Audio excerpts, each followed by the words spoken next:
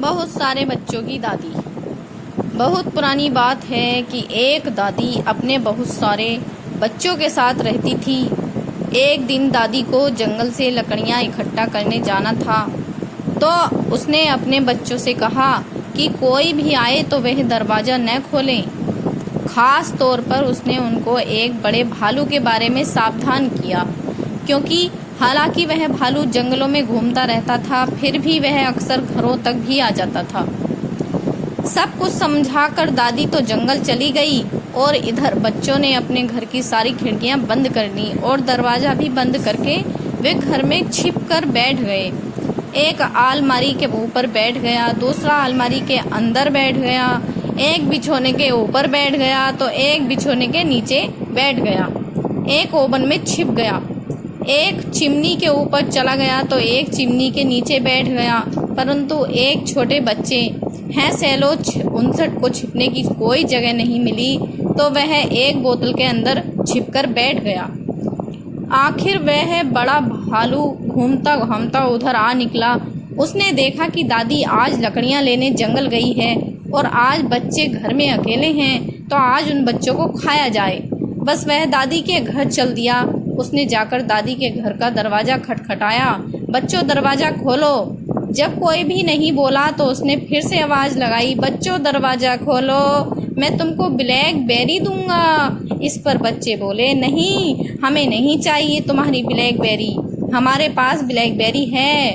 भालू फिर बोला, बच्चों बच्चों दरवाज़ा खोलो, मैं तुम्हें ब्लूबेरी दूंगा। बच्चे बोले, नहीं, हम दरवाज़ा नहीं खोलेंगे, हमें नहीं चाहिए तुम्हारी ब्लूबेरी, हमारे पास ब्लूबेरी भी है। यह सुनकर भालू एक लोहार के यहाँ चला गया और अपनी पूंछ में एक लोहे का टुकड़ा लगवा लाया।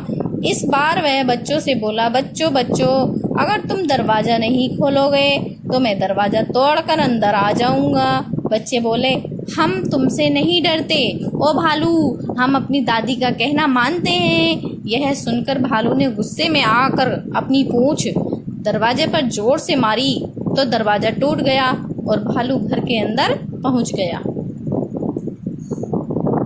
उसने बच्चों को घर के अंदर चारों ओर खोजा और अपना बड़ा सा मुंह खोलकर सब बच्चों को खा गया, लेकिन भालू बोतल में छिपे छोटे हौसेला को नहीं देख पाया और छोटा हौसेला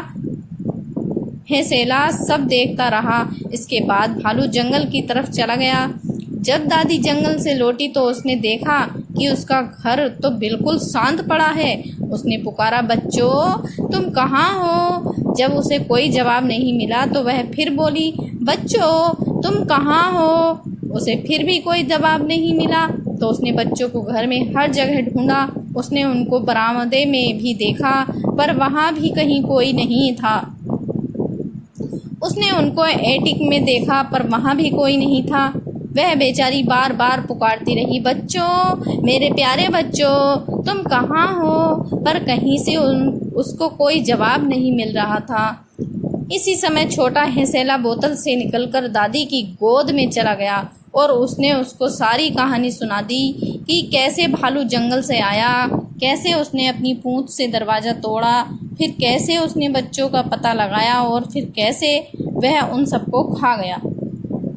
दादी ने जब यह सुना तो उसने एक बड़ा चाकू लिया और लोहार के घर ले जाकर उसे खूब तेज करा लिया और उसको अपने कपड़ों में छिपा लिया।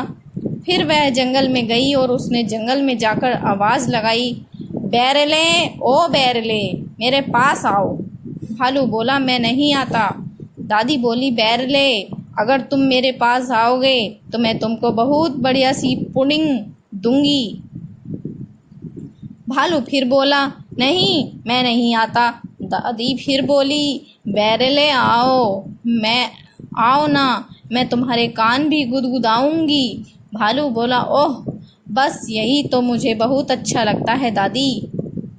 भालू जंगल से बाहर आ गया और दादी की गोदी में सिर रखकर लेट गया।